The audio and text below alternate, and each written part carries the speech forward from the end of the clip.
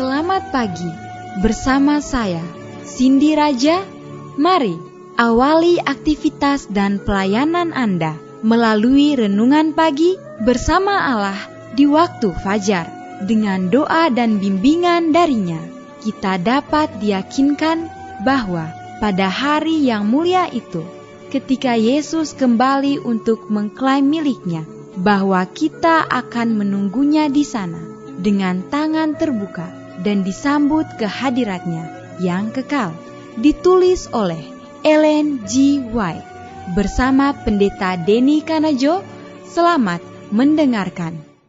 Shalom, selamat pagi para pendengar yang diberkati oleh Tuhan dimanapun Anda berada saat ini.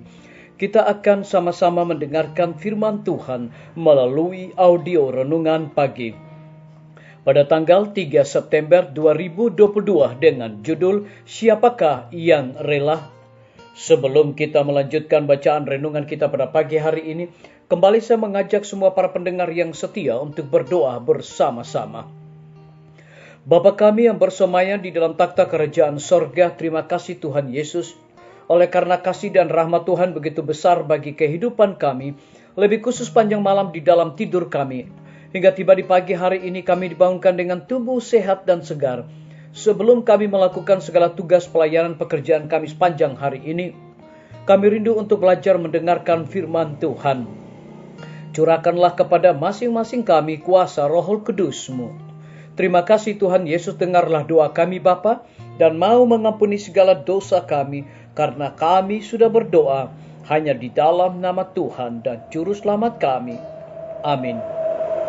Ayat inti kita terambil di dalam 1 Tawarik 29 ayat yang kelima. Demikian firman Tuhan. Maka siapakah pada hari ini yang rela memberikan persembahan kepada Tuhan? Mari kita ikuti penjelasannya. Tidaklah aman bagi kita untuk tetap masih merenung-renungkan keuntungan yang akan diperoleh kalau mengikuti anjuran-anjuran setan. Dosa berarti nista dan bencana pada setiap jiwa yang melakukannya. Namun itu membutakan dan menyesatkan sifatnya dan akan memikat kita dengan sajian-sajian bujuk rayuan yang licik.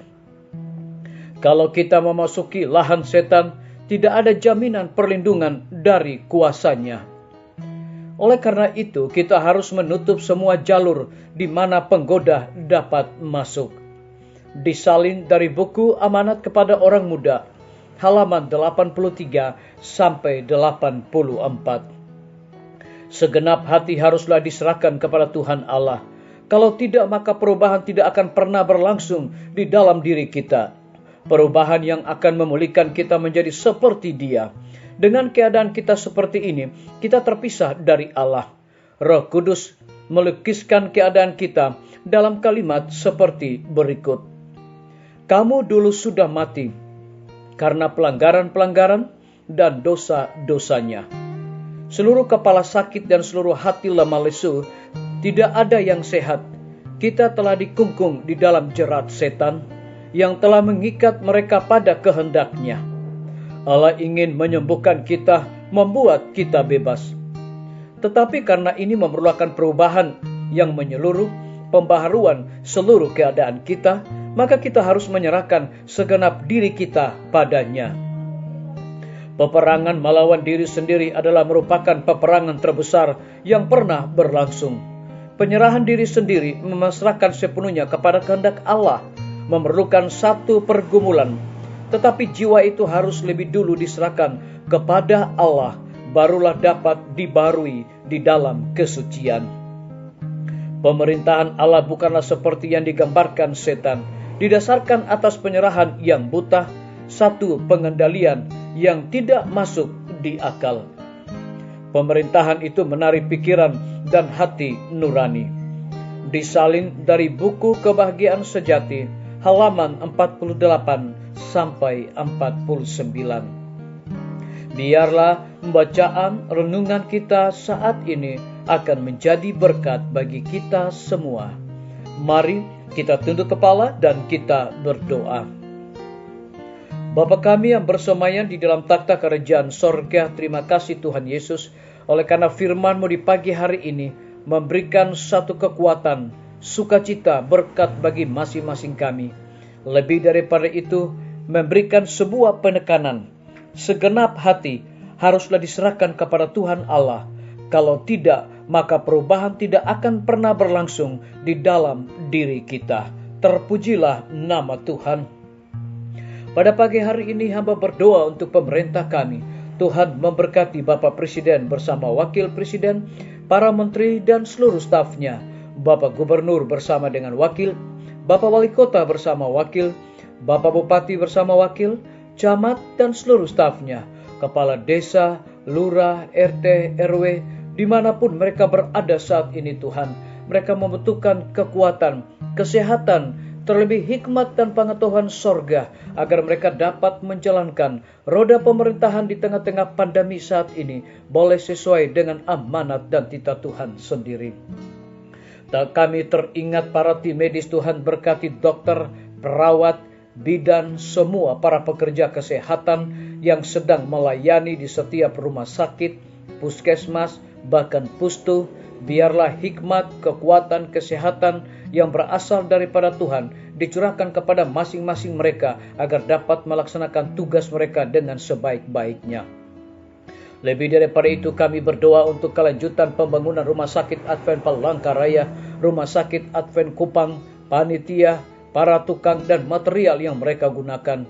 Tuhan, berikan mereka kekuatan, berikan mereka kesehatan, hikmat dan juga pengetahuan sorga, agar mereka dapat bekerja dengan penuh tanggung jawab untuk menyelesaikan bangunan tepat pada waktunya. Kami berdoa bagi hamba-Mu Dr. Raymond yang telah dipercayakan untuk memimpin Rumah Sakit Advent Palangkaraya. Hikmat dan sukacita sorga akan terus menjadi milik dan bagian daripada hamba-Mu ini. Kami berdoa untuk pimpinan-pimpinan organisasi gereja Tuhan dari tingkat yang tertinggi sampai kepada gembala jemaat.